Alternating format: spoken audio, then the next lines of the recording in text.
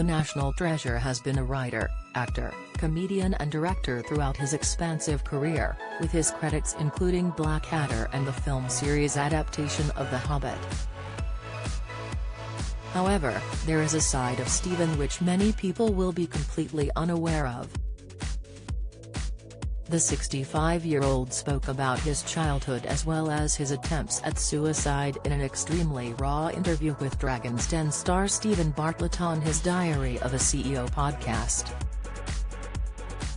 The broadcaster has been in the spotlight for the past 4 decades and has become renowned for his soothing voice and lovable personality. However, he opened up about the darker times in his life with Stephen on the latest episode of his Spotify podcast. Stephen explained, "I was a deeply difficult child that my parents took me to a psychiatrist when I was 14. He added, "I was lost and adrift. And really what I felt wanted to do is to take my life." Strictly fans spot Helen Skelton's hidden message to ex-husband that started my journey into my mental health. Stephen explained he ended up being sent to Pucklechurch prison for 3 months on remand for credit card fraud at the age of 17. "I started doing weird things," the actor explained. "I was sent to prison, so the best I could do after a disastrous childhood, I decided, was now concentrate on getting into Cambridge. That changed everything. I want to please people.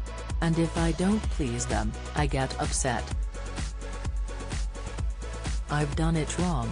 Speaking about the lowest time in his life, Stephen explained, "I just suddenly saw myself as in the wrong place, doing the wrong thing. I wanted to get away from everything I knew and really the first thing I wanted to do was take my life." Stephen was taken aback by Stephen's admission midway through their interview. "I just wanted out really," Stephen said. "Wherever I was I wanted to be somewhere else and if it was nowhere that would have been the most perfect place to be." Top 5 new series to watch on ITVX from Litvinenko to Riches, latest Stephen Fry and Furious rant amid calls for Boris Johnson's PM return, update Martin Lewis tops list of favourite celebrities to be Prime Minister, Insight. He continued, "To anyone who is listening who has had the misfortune and the terror of considering to take their life, they will probably concur with me that there comes a moment where you start saying to yourself, what's the point? It's a strange phrase because anyone could say it at any point but there are moments where you say it and you feel there is no point."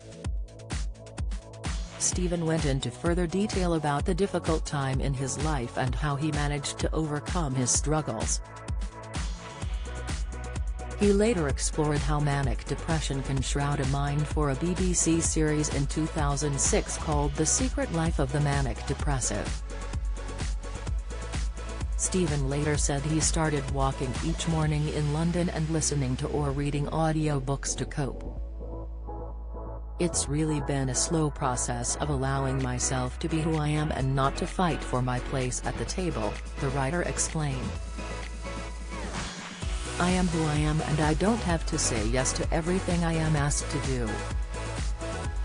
For support with mental health visit Samaritans at www.samaritans.org or call 116 to 123 for free. The full interview with Stephen Fry is available to listen to on Diary of a CEO's Spotify or YouTube channel.